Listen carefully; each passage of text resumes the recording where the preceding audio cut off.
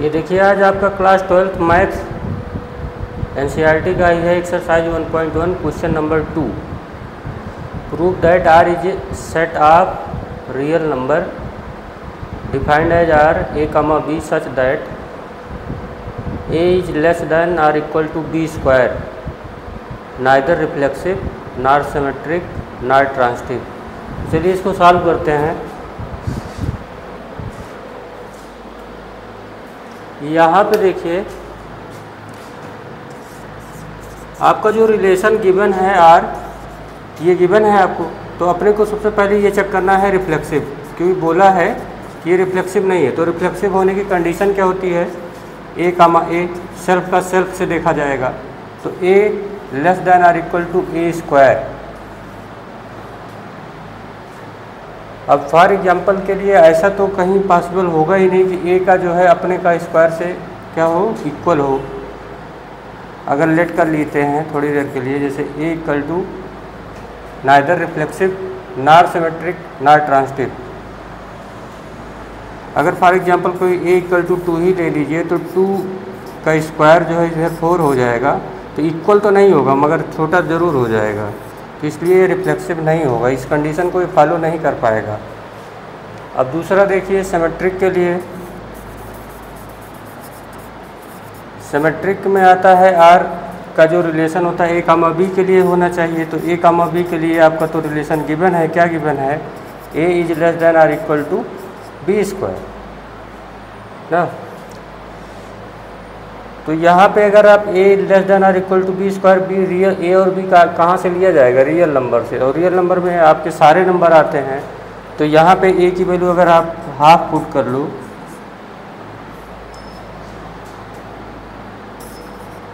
और बी की वैल्यू जो है आप कुछ और ले लीजिए, जैसे 3/2 ले लीजिए, तो ये 1/2 less than or equal to 9/4।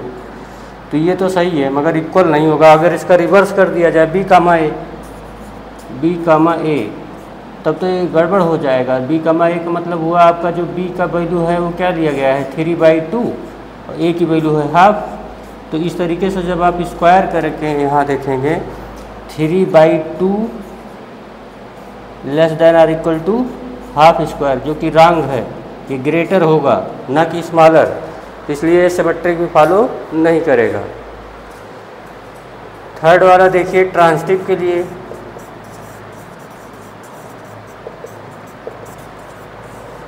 Transitive के लिए यहाँ पे अगर फॉर एग्जांपल दिया जाए, जैसे 2 एलिमेंट है ए कामा बी, तो यहाँ से देखिए निकल के आता है a less than or equal to b square. अब बी सी अगर ले लिया जाए, तो अब एग्जाम्पल के तौर पर चलो ए इक्वल टू 1 ले लिया, बी इक्वल टू 2 ले लिया। अगर मैथमेटिकल इंडक्शन से आपने पढ़ा होगा कि कोई चीज़ जो है एक नंबर के लिए अगर ट्रू है तो सबके लिए ट्रू होना चाहिए। तो यहाँ ए इक्वल टू 1 है, बी इक्वल टू 2, तो यहाँ पे तो चलिए ठीक है, कंडीशन बन गई 1 इज लेस देन 2 स्क्वायर मतलब 4। अब यहाँ पे अगर बी की वैल्यू 2 लिया जाए और सी की वैल्यू 3 दिया जाए, तो ये आपका जो बी आएगा यहाँ पे रिलेशन के हिसाब से B less than or equal to C square, C square आएगा। तो यहाँ पे आप वैल्यू पुट कीजिए 2 लेस देन 3 स्क्वायर। तो लेस देन है मगर इक्वल तो है नहीं, लेकिन ए और सी का जब रिलेशन निकाला जाएगा, ए और सी का, तो ए क्या आएगा, ए आएगा 1 और सी आएगा 3। तो 1 और 3 का जब रिलेशन करेंगे तो 1 less than or equal to 3 square. तो ये बात पूरा 100% करेक्ट नहीं है, एक पार्ट मैच कर जाता, चलिए एक 1 जो है लेस देन 9 है मगर इक्वल तो नहीं होगा। तो इस तरीके से ए और कामा सी भी नहीं बिलोंग करेगा, आर से बिलोंग नहीं करेगा, इसलिए ट्रांजिटिव नहीं होगा। तो ये आपको प्रूव करना था कि neither reflexive not symmetric not transitive. Question number 3 देखिए,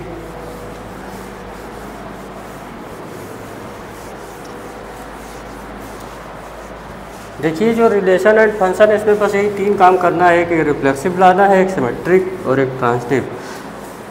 ये पहले एक्सरसाइज के चैप्टर में, वो थ्योरी आपको पता है। रिफ्लेक्सिव का मतलब हुआ सेल्फ का सेल्फ से दिखा दीजिए, सिमेट्रिक मतलब हुआ ए कामा बी का बी कामा ए से दिखा दीजिए, ट्रांजिटिव में एक वन मोर टर्म लेके आके उसका रिलेशन दिखाना है, ए का बी से बी का सी से किसी तरीके से ए का सी से कनेक्शन दिखा दिया जाए। अब क्वेश्चन नंबर 3 देखिए, check whether the relation R defined in the set R. Check करना है अपने को, check relation R in the set, in the set. Set यहाँ पे दिया है आपका, गिवन है 1 2 3 4 5 6। तो लेट कर लेते हैं, ए इक्वल टू है आपका 1 2 3 4 5 6। और रिलेशन आपका कैसे गिवन है, आर का सेट ए में ऐसे गिवन है, A comma B such that B equal to A plus 1। ये आपको गिवन है। अपने को ये दिखाना, चेक करना है कि रिफ्लेक्सिव है, सिमेट्रिक है और ट्रांजिटिव है। तो ये चेक करना है आपको, रिफ्लेक्सिव है, सिमेट्रिक है एंड ट्रांजिटिव। ये चेक करना है आपको। तो देखिए पहले तो आप रिलेशन के हिसाब से अगर इसको सॉल्व किया जाएगा तो आर ए कामा बी है, तो देखिए यहीं से पुट किया जाएगा। आप ए की वैल्यू 1 पुट करेंगे तो रिजल्ट आएगा 2, और जब 2 पुट करेंगे तो आएगा 3, और 3 पुट करेंगे तो आएगा 4, 4 पुट करेंगे तो आएगा 5। ये कहाँ से आ रहा है, यहीं पे रखा जा रहा है। यहाँ से ए की वैल्यू रखती जा रही है, एक सीक्वेंस से 1 बाई 1 करके इसमें रखते जा रहे हैं। जो रिजल्ट आ जा रहा है यहाँ बी की वैल्यू आ रही है। 5 का 6, 6 पे 7, ये आपका हो गया। अब ये देखिए मैं बोल दे रहा हूँ, आप ऐसे समझ जाएंगे। जो एलिमेंट है सेट ए के, इसमें देखिए कहीं भी 1 कामा 1 है नहीं है, 2 कामा 2 है नहीं है, इसमें कहीं प्रेजेंट है ना, 1 1 है ना 2 2 है, ऐसे लाइक दिस ना 6 6 है। इसमें कोई भी एलिमेंट जो है बिलोंग नहीं कर रहा है आर से, तो इसलिए रिफ्लेक्सिव नहीं होगा। तो ये आपका रिफ्लेक्सिव नहीं होगा। क्लियर हो गया होगा, क्योंकि जो सेल्फ का सेल्फ से इमेज वाला पार्ट है वो इसमें है ही नहीं। अब दूसरा पार्ट है सिमेट्री। सिमेट्री में देखिए अगर आप कोई भी एलिमेंट यहाँ पे पुटअप करते हैं, जैसे 1 2 है, तो 1 2 तो है, मगर आगे देखिए 2 1 नॉट बिलोंग्स टू आर। 2 1 कहीं पे दिख रहा है नहीं है, इसलिए एक ये सिमेट्री भी नहीं है, ना रिफ्लेक्सिव है। और ट्रांजिटिव के लिए भी चेक कर लीजिए। ट्रांजिटिव को चेक करने का मतलब हुआ, देखिए 1 2 है, 2 3 है, तो कहीं 1 3 का रिलेशन आया नहीं आया। तो इसलिए देखो यहाँ पे ऐसे लिख सकते हो 1 3 नॉट बिलोंग्स टू आर। कहीं आया होता तो बोल दिया जाता ट्रांजिटिव है। तो इस तरीके से आपका क्वेश्चन नंबर 3 सॉल्व हो गया। मैंने सब चेक कर दिया है। क्वेश्चन नंबर 4 देखिए,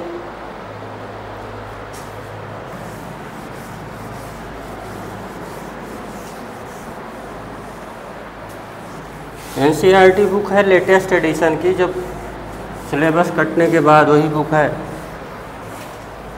पहले आप फाउंडेशन क्लियर कर लीजिए जो समझ में आ रहा है, उसके बाद ऊपर तो बहुत सारी बुक हैं प्रैक्टिस करने के लिए।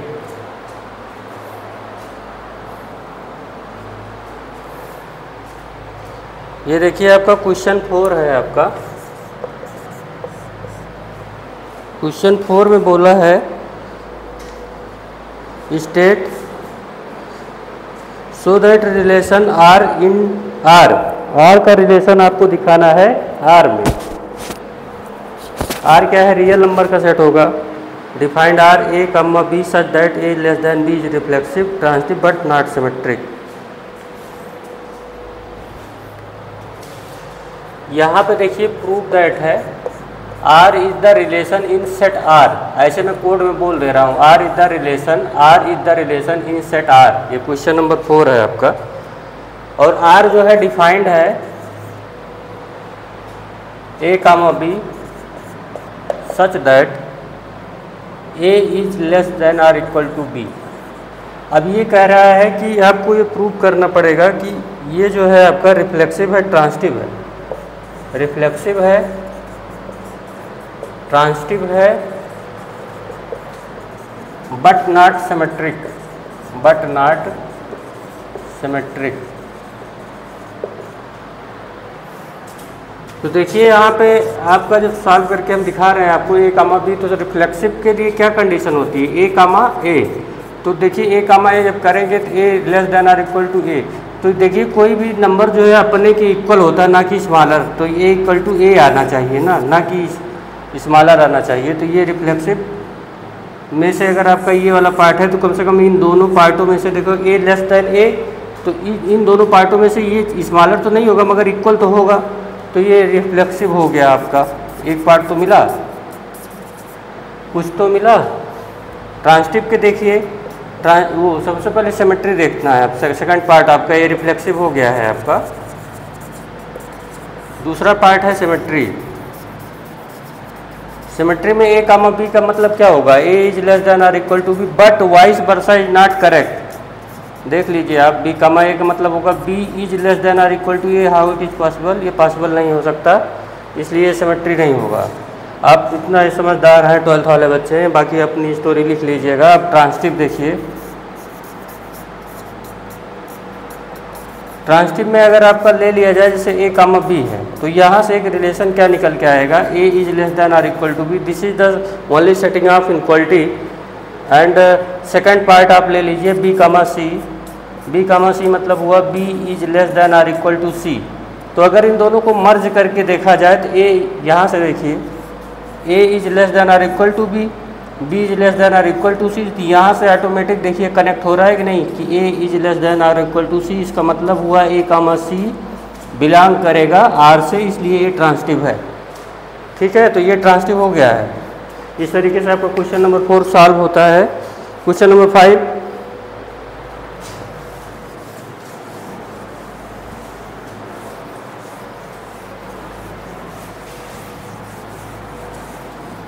क्वेश्चन नंबर 5 देखिए, अगर हो जाए तो हो जाए, नहीं तो फिर बताया जाए।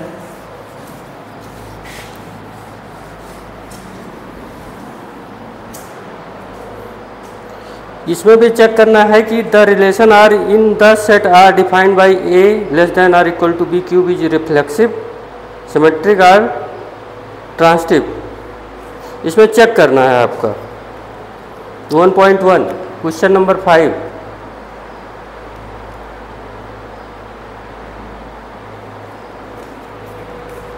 तो देखिए क्वेश्चन नंबर 5 है आपका, आर का रिलेशन सेट आर में है और आर डिफाइंड है आपका a comma b such that a is less than or equal to B cube.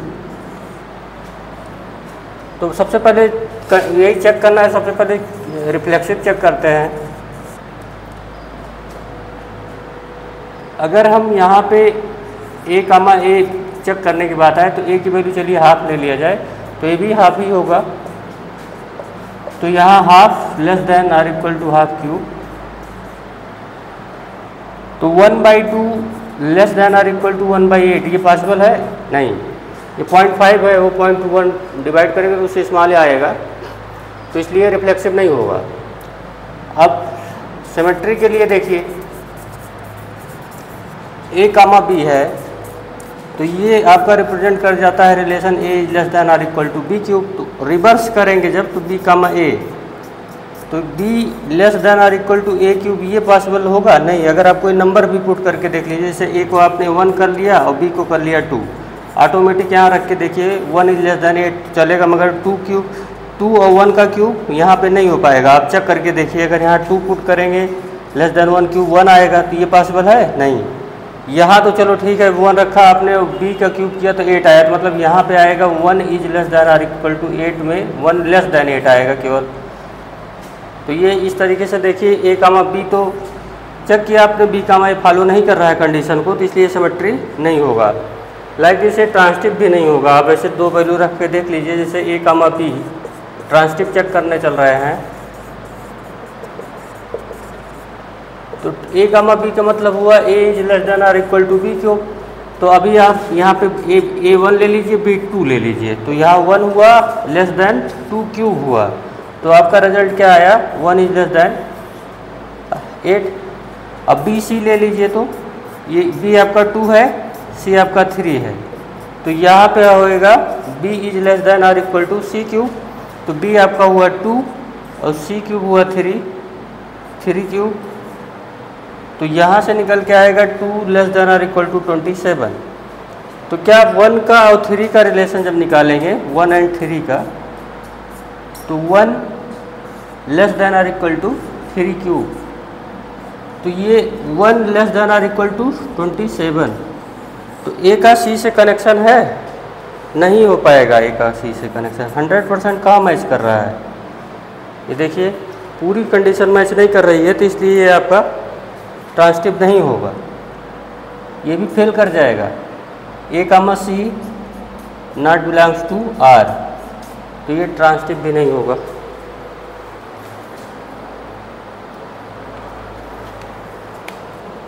Question number 6 देखिए।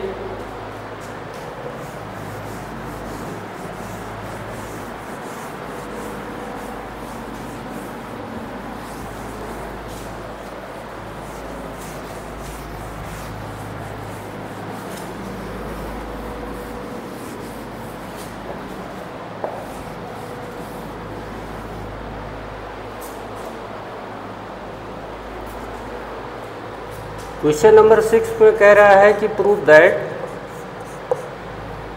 The relation R in the set. R का जो रिलेशन है, एक सेट गिवन है आपको ए इक्वल टू हो गया। क्वेश्चन को मैं कोड लैंग्वेज में बोल रहा हूँ, आप समझ लीजिएगा।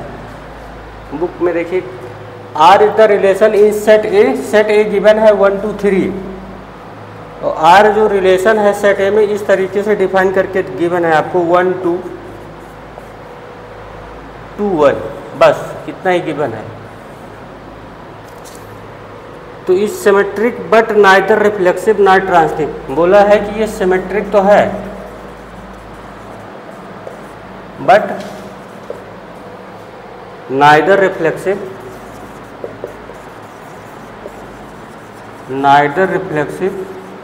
Nor transitive. ना तो ये रिफ्लेक्सिव है ना ट्रांसटिव है। तो देखिए सिमेट्रिक होने के लिए 1 2 है तो 2 1 पेयर भी तो है, इसका वाइस वर्सा तो है, इसलिए सिमेट्रिक हो गया, आप लिख लीजिएगा।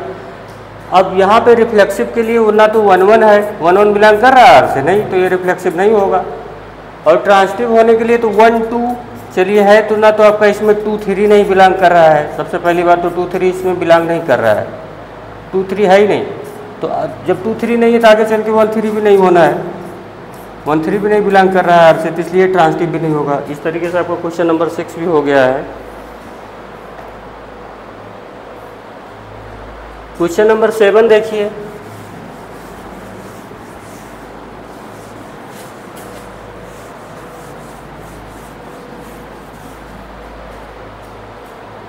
क्वेश्चन नंबर 7 में क्या गिवन है आपको? क्वेश्चन नंबर 7 में बोला है so that the relation are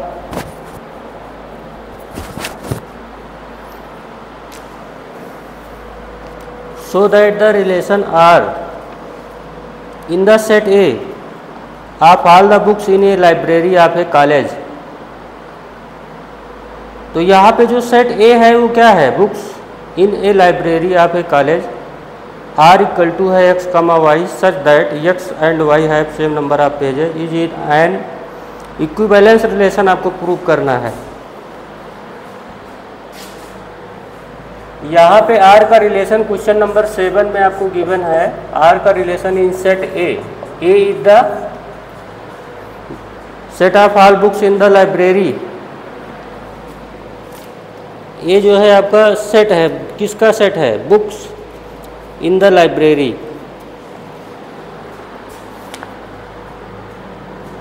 ये आपका सेट ऑफ ऑल बुक्स है, set of all books in library. ये अब क्लियर है आपका। तो आर का जो रिलेशन ए में गिवन है वो ऐसे गिवन है X comma Y such that X and Y have same number of pages. X and Y ये दो बुक है, have same number of pages. अपने को ये प्रूव करना है कि आर इज इक्विवेलेंस, मतलब जो आर का रिलेशन है सेट ए में वो क्या है? इक्विवेलेंस। और बताए थे हम आपको इक्विवेलेंस प्रूव करने के लिए सबसे पहले तो रिफ्लेक्सिव होना चाहिए। सबसे पहली कंडीशन क्या होनी चाहिए? रिफ्लेक्सिव होना चाहिए। अब रिफ्लेक्सिव में आपका सेम एलिमेंट आएगा ना, एक्स कामा एक्स। तो देखिए भाई सेम बुक है, अगर कोई भी बुक है आपकी मैथ वाली बुक है तो उसमें अगर 300 पेज हैं तो सेल्फ का सेल्फ से ही जब देखा जाएगा तो उसमें भी तो 300 बुक होगा। तो ये in the same book number of pages 100% same होगा आपका। तो ये आपका हो जाएगा रिफ्लेक्सिव लाइक दिस। आप आ जाते हैं सेकंड वाले पार्ट पे, सिमेट्रिक। बात ध्यान से सुनिएगा तो काफ़ी कुछ क्लियर हो जाएगा। सब कुछ लिखना जरूरी नहीं होता है, मैथ में समझना बहुत ज़रूरी होता है। बेसिकली अंडरस्टैंडिंग का सब्जेक्ट है ये, और बिना मैथ के आप दुनिया की कोई भी चीज़ समझ भी नहीं सकते हो। x, y मतलब x and y have same number of page. अगर इसका वाइस वर्सा बोल दिया जाए उल्टा करके, तो y, x, तो तब भी तो बात वही हुई। जैसे मैथ की बुक है और ये साइंस की, दोनों में 300 पेजेस हैं, और यहाँ हो गया साइंस का, फिर ये हो गया मैथ का, तो बात तो वही हुई। दोनों में ही तो क्या होगा, दोनों में ही क्या, y and x also have same number of page. तो ये आपका क्या फॉलो कर जाएगा, ये आपका सिमेट्रिक फॉलो कर जाएगा। थर्ड वाला देखिए, ट्रांसटिव।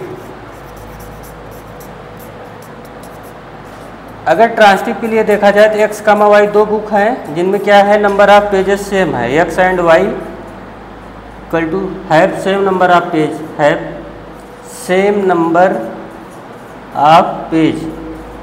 मतलब x, y है तो दोनों में क्या है, सेम नंबर ऑफ पेज है। तो y z लिया जाए, इसमें भी वही होगा। इस रिलेशन में जो भी आएगा उसमें सेम नंबर ऑफ पेज हो जाएगा। तो y एंड z